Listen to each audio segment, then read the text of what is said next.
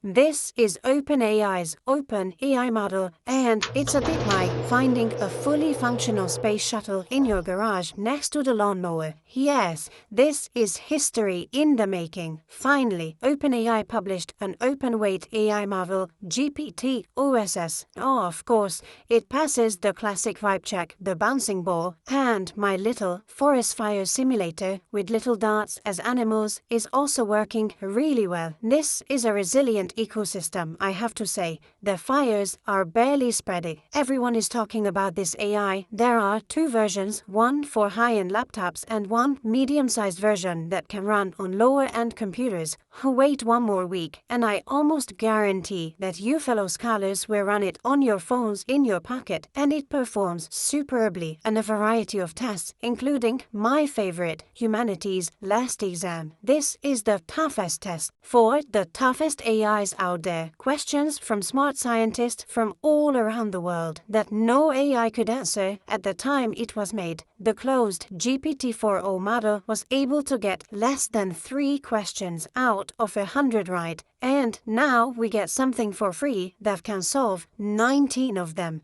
Just think about that for a moment. That is insanity. And now, here are 3 things that very few people talk about and are super important. 1.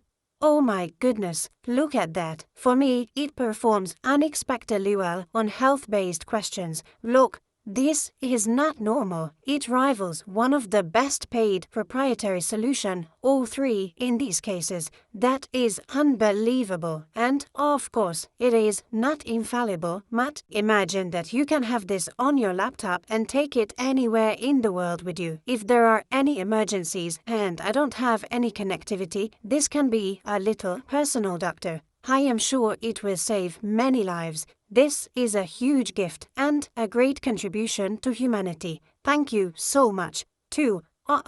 Hallucinations. In these tests, they make up stuff in the majority of their answers. Now note that these particular tests are asking for lots of niche information, and these smaller world models just don't have this kind of knowledge within them. But still, important to note, it is super simple to run. There is a free version of it. The link is in the description. As you see, I ran some very scholarly experiments with it already. Or to run it privately, I fired up a quick Lambda instance on a rented GPU. But note that this has no multimodal support. You can't give it images to look at, text only. And here is what I found to be the most unexpected of them all. Dear fellow scholars, this is 2-minute papers with Dr. Carol John Alpha here, or Dr. Carol John Alpha, a version that you can pronounce and write easily. And, by the way, around here, we don't lean into drama or waste your time with stretched out, long videos for more revenue. So, I would like to kindly ask you fellow scholars to watch this video until the end and leave a kind comment.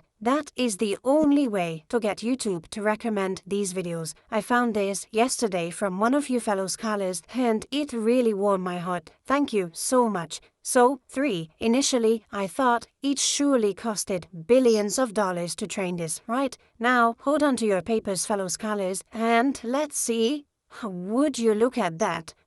Wow, that is hugely unexpected. Based on this information, I would roughly estimate that it cost less than $10 million to train the bigger model, and maybe even less than $1 million for the smaller one. But that means something even more amazing. It means that we are likely going to see many more free AI models popping up with similar capabilities. There is going to be huge competition in this area, and I think just a few months from now, we are going to have a huge ecosystem of equivalent or perhaps even better open models. Super excited for that. But that is just one direction. It is also customizable. So even in the shorter term, you smart fellow scholars are going to fine-tune these models for specific applications like legal contract analyzers, biotech literature miners, academic peer review assistants, and so much more.